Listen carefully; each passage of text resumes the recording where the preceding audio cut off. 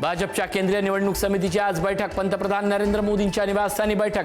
विधान परिषद राज्यसभा उमेदवारांच्या नावावर होणार चर्चा। बैठकीसाठी मुख्यमंत्री देवेंद्र फडणवीस दाखल।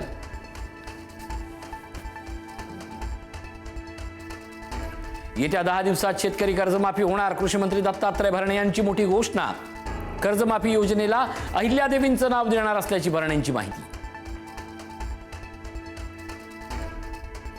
विधान परिषद निवडणुकीसाठी महायुतीचं जागा वाटप निश्चित। भाजप 11, शिवसेना 4 तर राष्ट्रवादी 2 जागांवर लढणार। अतिरिक्त 1 जागा पदरात पाडून घेण्यात राष्ट्रवादी यशस्वी।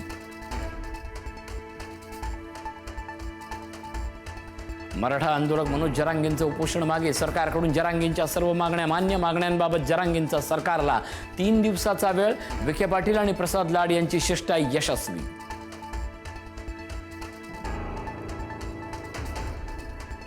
मनोज जरांगे यांचं 1 दिवसीय आंदोलन स्क्रिप्टेड होतं। त्यात मंत्रीही सहभागी होते। ओबीसी नेते लक्ष्मण हाके यांची टीका। मुख्यमंत्र्यांची खुर्ची अस्थिर करण्यासाठी आंदोलन, हाकेंचा आरोप।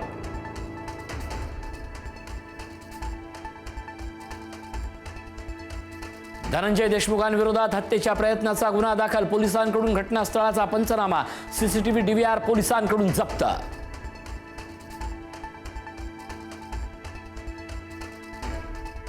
पुण्यातील आयटी कंपनी एका रात्रीत अचानक गायब। हिंजवडीतील 700हून अधिक आयटी कर्मचारी झाले बेरोजगार। कंपनीनं कर्मचाऱ्यांचे पगार थकवल्याची माहिती।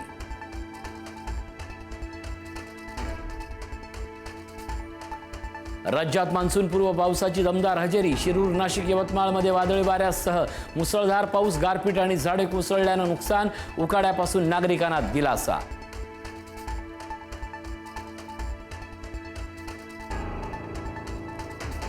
बोंदुखरातचा ताबा पुन्हा सिन्नर पोलिसांकडे। बहुचर्चित जमीन खरेदी फसवणूक प्रकरणात तपासासाठी घेतला ताबा।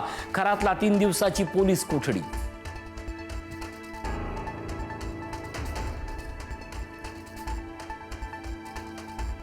पुण्यातील विषारी दारू प्रकरणातील मृतांची संख्या वाढली। विषारी दारूमुळे आणखीन एकाचा मृत्यू। मृतांची संख्या 23 वर। मृतांची संख्या आणखीन वाढण्याची शक्यता।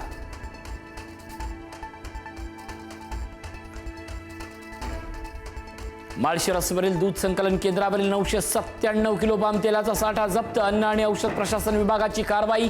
पाम तेल दुधात भेसळ करण्यासाठी आणल्याचा संशय। तुकाराम मुंडेंचा सोलापूर जिल्ह्यातही कारवाईचा दणका।